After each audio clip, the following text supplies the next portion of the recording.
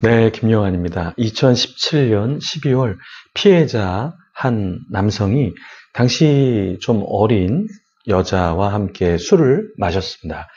이 남성이 술을 마시던 중에 그 여자와 함께 모텔로 이동을 했는데요. 근데 갑자기 모텔에서 그 여자가 어떤 사람에게 전화를 걸어서 오빠 이렇게 하면서 나 지금 성폭행 당했어 도와줘 이렇게 이야기를 했습니다. 그래서 결국에 갑자기 이 남성이 성폭행을 한 그런 가해자로 둔갑이 되었습니다. 나중에 이제 부산에서 있었던 일인데 경찰서에서 술에 취해 의식을 잃었고 저 남자가 나를 이렇게 했다 이렇게 고소를 했습니다. 수사기관에서 이제 조사를 했는데 이 남자가 좀 억울한 부분이 있어서 호소를 했고요. 그런데 준강제추행 혐의로 이제 기소가 됐습니다. 그래서 재판에 넘겨졌죠. 재판에서도 이 남자는 술에 취해서 의식을 잃은 상태가 아니었다. 저 여자는 거짓말을 하고 있다. 이렇게 주장을 했죠. 나중에 이제 법원에서 판결이 났는데요. 남자가 항소를 했고 나중에 항소해서 이겼습니다. 그래서 이 여자가 누명을 씌워서 합의금을 뜯어내려고 했던 꽃뱀. 네, 그런 존재였다라는 게 드러나게 됐습니다. 오늘 본문에 보면 아브라함이 있는데요. 이 아브라함이 마치 이 꽃뱀처럼 어떤 사기를 이제 치려고 했죠. 그래서 사라와 함께 어떠한 사기를 쳤냐면 사라를 누이라 이렇게 이야기하자라고 서로 모의를 하고 아비멜렉 침실에 들어가게 했습니다. 나중에 이 일로 이제 대단한 이익을 챙기게 되는데요. 그 내용을 같이 살펴보겠습니다. 창세기 20장 13절에서 18절의 내용인데요. 자, 13절에서 16절 먼저 읽어보겠습니다. 하나님이 나를 내 아버지의 집을 떠나 두루 다니게 하실 때 내가 아내에게 말하기를 이후로 우리의 가는 곳마다 그대는 나를 그대의 오라비라 하라. 이것이 그대가 내게 베풀 은혜라 하였었노라. 아비멜렉이 양과 소와 종들을 이끌어 아브라함에게 주고 그의 아내 사라도 그에게 돌려보내고 아브라함에게 이르되 내 땅이 내 앞에 있으니 내가 보기에 좋은 데로 거주하라 하고 사라에게 이르되 내가 은 1000개를 내 오라비에게 주어서 그것으로 너와 함께 한 여러 사람 앞에서 내 수치를 가리게 하였노니 내 일이 다 해결되었느니라. 아브라함은 아내에게 뭘 부탁했다고 했죠? 집을 떠날 때 가는 곳마다 위협을 받을 수 있으니까 나를 그냥 오빠라고 불러라. 그래서 이제 위기를 모면할 수 있는 장치를 만들었던 것이었죠. 네. 그런데 이제 무엇보다 어떤 사건이 발생했습니까? 이제 아비멜렉이 아브라함의 말에 속아서 이제 사라를 취하려고 했다가 뭔가 문제가 있다라는 것을 꿈을 통해서 이제 알게 되었던 거죠. 하나님 말씀해 주신 거죠. 그랬을 때 아비멜렉이 아브라함에게 내가 무엇을 줄까? 이렇게 이야기했겠죠. 그러면서 양과 소와 종들을 이제 주게 됩니다. 네. 그리고 아브라함의 아내 사라도 다시 돌려주었고요. 그런데 아비멜렉은 거짓말을 한 이 아브라함과 사라에게 왜 재물을 주었을까요? 그냥 뭐 너네가 거짓말한 거니까 너네 책임이야. 가만두지 않겠어. 이렇게 할 수 있었는데 거기에서 네.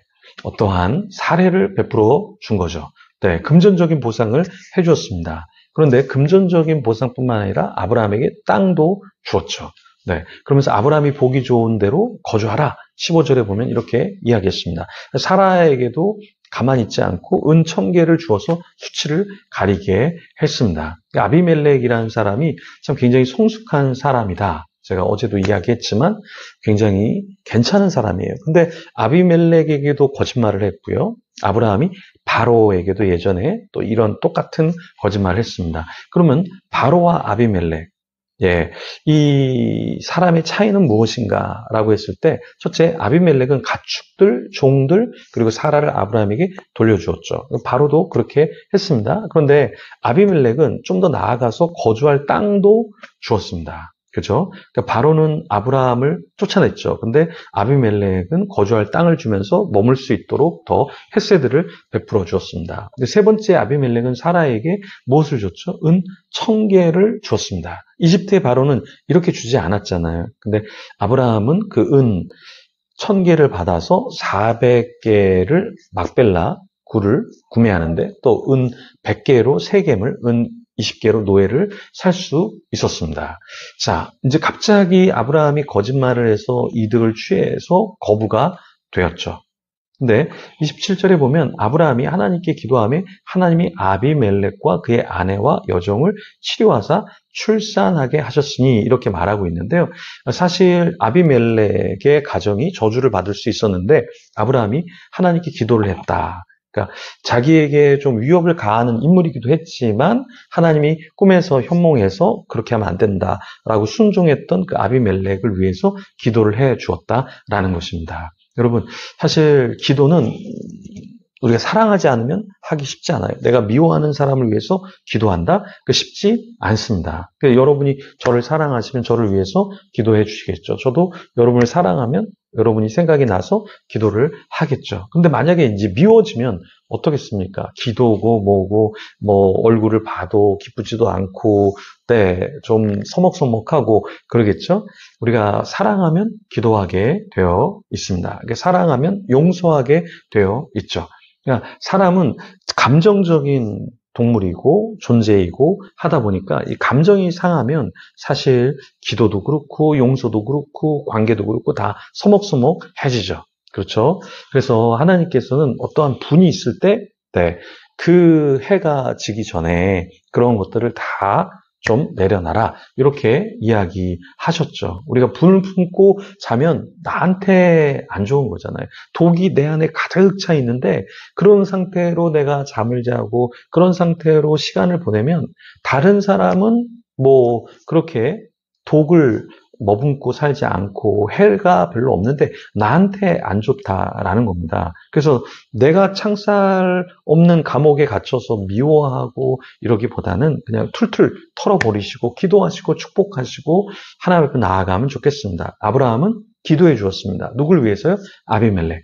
그리고 아비멜렉만을 위해서 기도한 게 아니라 아비멜렉의 아내. 또 누굴 위해서 기도했죠? 17절에 보니까 여종을 치료하도록 그리고 출산하도록 기도를 했습니다. 그리고 18절에 보면 하나님이 이왕에 아브라함의 아내 사라의 일로 아비멜렉의 집의 모든 태를 닫으셨습니다. 이렇게 말하고 있는데요. 그런 저주를 아브라함을 통해서 이제 기도하게 하시고 하나님께서 다시 축복을 받게 하신 것이죠. 자, 우리는 우리를 상하게 하고 상처 주는 사람에게 어떻게 합니까? 저주를 퍼부을 수도 있고 원망할 수도 있고 저 사람은 잘 안 돼야 돼. 저 교회는 잘 안 돼야 돼. 저 기관은 잘 안 돼야 돼. 이럴 수 있는데 그렇게 하지 말고 용서하시고 하나님 나도 축복해 주시지만 저 사람도 축복해 주세요. 이렇게 우리가 기도해야 되지 않겠습니까? 오늘도 참 많은 사람들 우리가 만날 텐데요. 만나는 사람을 축복하는 자, 그리고 기도해 주는 자, 그리고 마음을 써서 그 사람이 평안한 삶을 살 수 있도록 우리가 상담도 해주고 이야기도 해주고 칭찬도 해주고 하면 너무나 좋겠습니다. 그런 여러분과 제가 되기를 소망합니다. 우리 같이 그런 자가 되도록 기도하며 하나님 앞에 나아가겠습니다.